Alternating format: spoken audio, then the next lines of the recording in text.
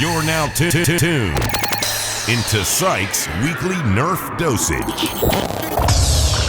Hey, what's up, good people? Welcome to episode 133 of pwned. This episode is about BAM!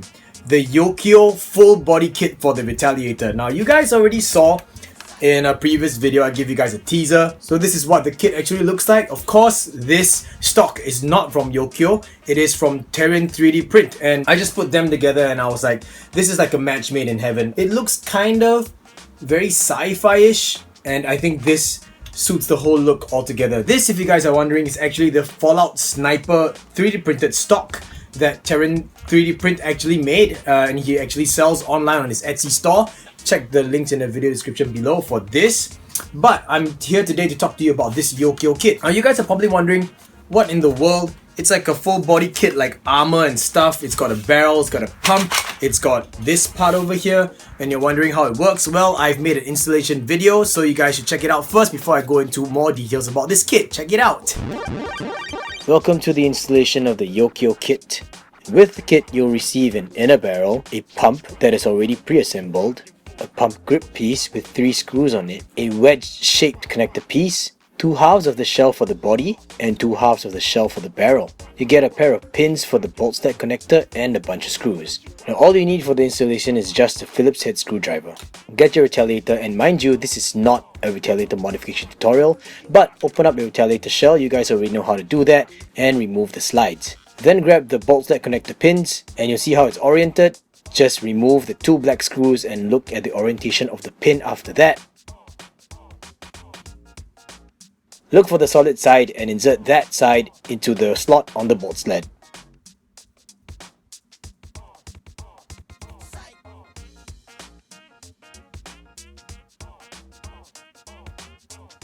Do the same for the other side as well.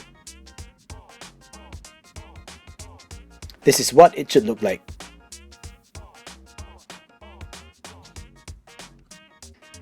Then close up your shell and you'll see the pins sticking out very slightly.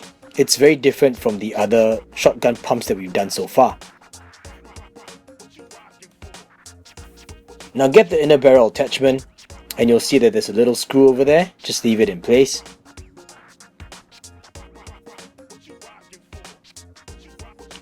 And you can see that it's supposed to fit on the usual way any Nerf barrel attachment goes onto a blaster. Then grab your pump, and here's some details of the pump. It's a single solid printed piece with 2 metal arms.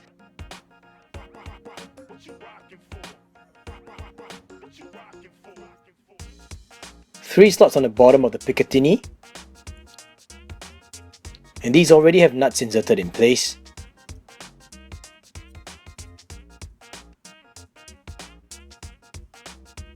Note the little groove in the corner. And in case you're wondering, the arms are 4mm thick, so that's really strong. Now align the grooves and slide the pump onto the barrel attachment. Then grab the small flathead screws and install the arms into the bolt sled pins. When you're done, they should be completely flush. At this point, you can actually go ahead and prime the blaster already, but I'm just demonstrating this really quickly for you. Next, let's move on to the body pieces of the kit. Have a look at that cool detail. It says Yokyo on the side, and it's got some really nice grooves and other detailing as well. And you can see there are little notches and grooves on the sides of the rail of the shell, and that's actually to help align the 2 pieces together. Now taking cue from the slot that's cut out, it's actually aligned to the front of the blaster. So all you gotta do is just snap them in place, like so. Then screw the 2 halves together using 4 screws. The screws will end up being flush, recessed under the rails. Now it's time to grab the 2 halves of the shell that make the outer barrel. They're really cool looking, and just like the body pieces, they have nubs and grooves that help with alignment.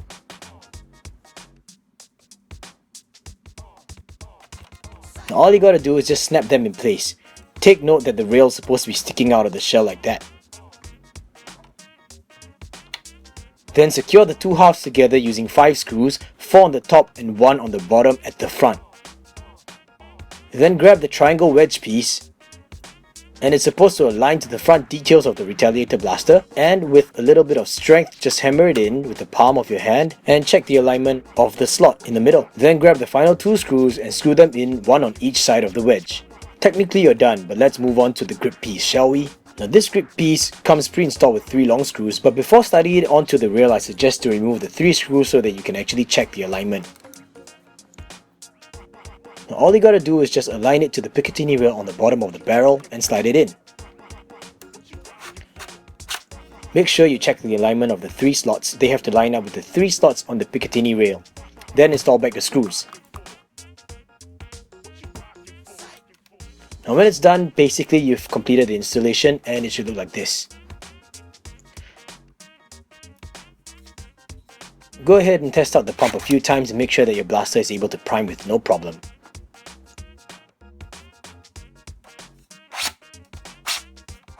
Yeah, I know, that sound is really irritating. It's like just cringe inducing. But yeah, that's the installation of the Yokyo kit. Ta-da! Welcome back. As you guys could have seen, the installation is actually really simple. But in that video, you guys already heard that cringe-inducing sound that is the 3D printed parts rubbing against each other. And what I did after that was I actually sanded out some parts. I sanded the bottom guide for the inner barrel to make it more smooth. I also sanded the pump Picatinny piece and a little bit on the insides of this front over here. And now it's not as bad as before. Of course, there are some parts where the metal arms are actually rubbing against the insides of the shell, and so because of that I actually lubed everything up. You guys probably, I don't know if you can see it, but you can actually see the lube on the inside. Now the next thing is, when I actually posted the teaser, some of you actually mentioned, wow, my god, is that really a Nerf key mod? Now unfortunately I don't own any key mod accessories, so I can't really tell you if this actually really works with key mod stuff. But the thing is, I believe that key mods actually, you kind of slide it in and then you twist it, or you push it forward and twist to lock. The arms are in the way. So this is, I believe, something that's really mainly just for cosmetics. Unless you're going to use this kit without the pump on the inside, then I think that should be fine if this is actually key mod spec. But apart from that, this is actually a really cool looking blaster. I was actually kind of tempted to paint the inner barrel a different color so they would shine through, but I thought, you know what, I'll just preserve the entire full black thing. Unfortunately, you guys in Australia, I know that it's difficult for you guys to actually have primarily black blasters, so I really have to apologize on that. Now, before I give you guys a firing demonstration, I'm gonna give you guys the main cons of this kit. The biggest con is I don't like this grip that is provided. It is very slippery, that's for one. Although it has like little slots here, thumb slots or thumb grooves for your grip, it doesn't really help because of the size of it.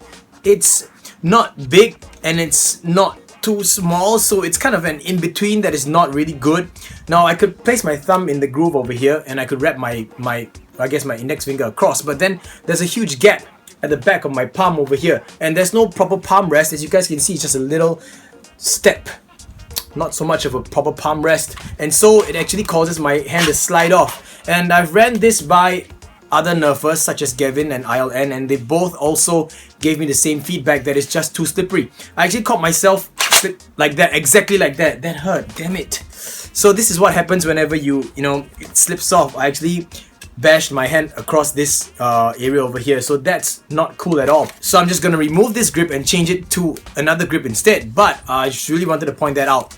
Next, the next con is when you're actually installing or removing this grip. As you guys can see, it is just unnecessarily troublesome to remove just one screw. The threads on this are so narrow and so thin, so fine I should say, that it's taking me a long time just to remove one screw. So imagine installing 3 screws and removing 3 screws after that. See, it's still locked in place, still gotta twist it out until it comes out all the way. And yeah, in case you guys are just installing this, don't get worried if you feel like the screws are not moving much. It's because of the threads. It's just, look, my hands are starting to hurt already. So yeah, and the screw is just about to come out. So you know what, I'm just gonna cut this part. So that's that, screws are removed. That's the second con. These 3 screws are just unnecessarily troublesome to install or remove. Here comes the third con. Now I want to attach a vertical grip, but if you look at this Picatinny rail over here, the front and the back walls, I should say, ridges, are really thin. Alright, so if you have a grip, a vertical grip that actually holds itself onto the front or the back, then you gotta be really careful about it. For example, this vertical grip over here features the stopper or the lock somewhere near the top, so I could just align it to say, for example, the second slot over here, which would be a thicker rail, which is not so bad, so it would look like this. Okay, but I could also put it to the front. Priming back's not going to be a problem, but if I push it front too hard, I might snap the front off. That's what I don't want. I intend to use this vertical grip with this kit. Now, as you guys can see, for this vertical grip, the stopper is at the back. Now, in order for me to get a nice, cleaner look, it's going to be on the very last rail, and I do not want that because this is going to break. So what I have to do is just attach this onto the fourth slot over here. So I'll have a little bit of this rail peeking out, not so clean, but it serves its purpose. Now the reason why is because I like the way this thing folds, and I like that there is a little finger stop over here. Alright, so I'm going to just attach this on. There we have it with the vertical grip installed. This is in the collapse mode and this is in the extended mode. Alright, we've spoken about the cons, now to the pros. I really like the way this kit is made. Not just in terms of the way it looks, but the way it's made. A lot of these little details are like, for example, it comes with all the necessary nuts already put in place, slotted in nicely, and they won't drop out. And this kit is just a snap-on fit. Apart from, of course, installing screws. The screws on the main body, no issue at all. And that's really, really cool. I like the way that this person actually, or Yokyo I should say, actually rethought about the way Retaliator barrels are made. If you guys know, Retaliator barrels are actually pretty wide, and that is why most of the time whenever we use shotgun pumps, we actually have to have nuts and bolts that are sticking out, or the pins I should say, that are sticking out on the side, and then you have a big gap from where the pump arm is to the body itself. Now because of this kit itself, because it's a snap-on shell on the outside and you're using this barrel instead, you actually have a lot of reduction where the pin actually was, and that allowed for the arms to be closer to the shell itself, and that's why you're able to get such a sleek, streamlined finish on the body. It's just slightly above, or slightly wider I should say, than the magwell itself, and I think that this is absolutely awesome. It makes the whole blaster very, very sleek looking, as you can see on the back. Really, really cool. It's got very beautiful profile, and yes, the Picatinny rail works. Of course, I don't have any attachment because I want to maintain this flat on top. But apart from that, it's working perfectly fine. And if you guys are wondering, this is actually a very, very powerful aftermarket spring that we got off Taobao, known as the 300 spring. We believe that it's stronger, or I would say of a heavier load than Orange Modworks 7 kg Retaliator spring. But of course, don't take my word for it, you gotta try it out. I've lost the link unfortunately for that particular spring, but it's called the 300 spring. Apart from that, what else I've done to this Retaliator is that I've installed an artifact metal trigger, and this trigger is really, really sweet. It's black. I believe this is powder coated anodized finish, but it's really, really cool. It's got a nice profile, and I think it matches the blaster in its entirety all together now with all the kits installed. Alright, so enough of the banter now. I'm just gonna give you guys a quick firing demonstration with 10 darts in a Nerf clip. And these darts are actually a mix of like Busby's Streamline, Hasbro Streamline. We've got two versions of nipple tips, which is the old and the new ones. So I'm just gonna fire everything off, total of 10 darts. Here we go.